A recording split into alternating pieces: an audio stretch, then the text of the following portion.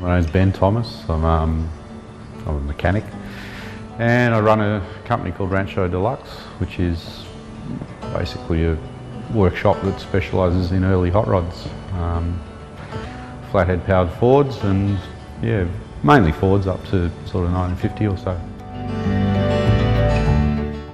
This is a 1932 Ford Roadster, and also called a B model. It's the first of the V8 powered Fords. So Ford was the first to introduce a mass-produced V8 car, and for that reason they're pretty cherished, because they were the first of their kind. Through my father sort of got me into cars by, you know, probably when I was a young teenager.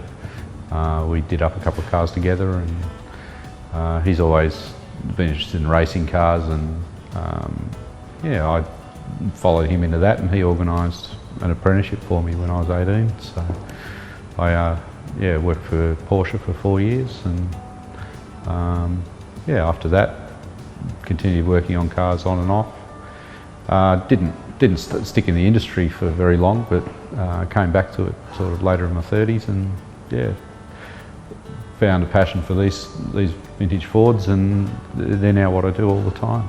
I guess I was always working with, I was always building things as a kid, and you know, mucking around with BMXs and that sort of stuff, and you just step up from there. I always liked mechanical things and working with my hands, so that's why I headed down this path.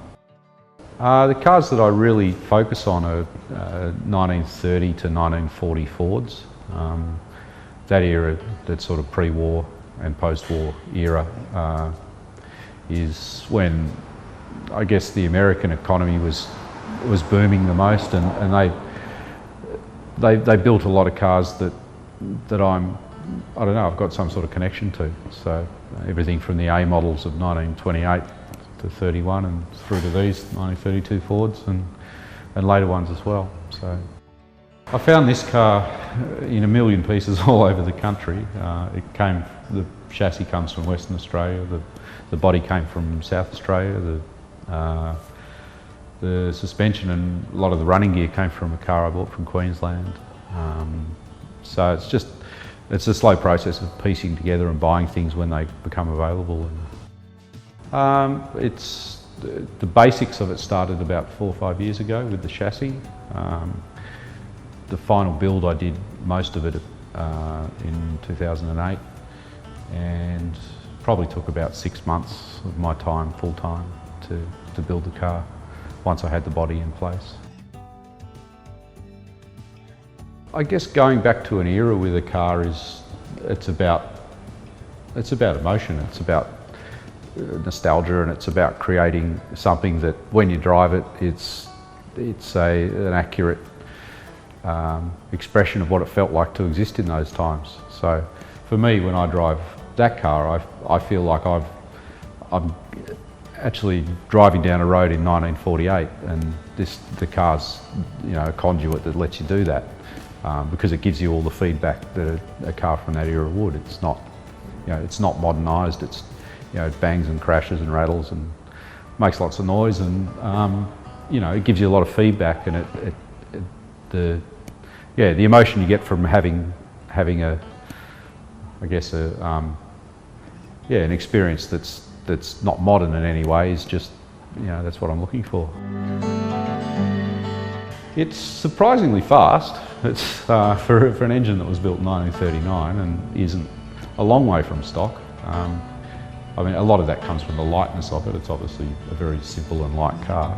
It doesn't have fenders or bumpers or a lot of heavy accoutrements on it that would slow it down. So it's pretty nimble, and it's certainly easy to drive and keeps up with modern traffic. And, yeah, it's not a hot rod in the way a lot of people think of it as being a high horsepower drag car sort of thing. It's on a whole nother level to that. This car behind me is a 1933 Ford pickup truck that was built by a guy in Southern California in about 1954, a guy called Larry Monreal, and he put this truck together to tow his race cars with, and yeah, it's basically existed in the same form since then. It's been a bit neglected, but has remained as it was built then, still with the same paint and all the original parts on it.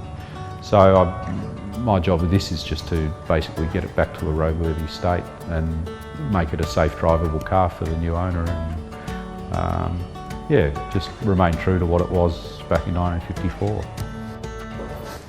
I find, well, in terms of the automotive world today,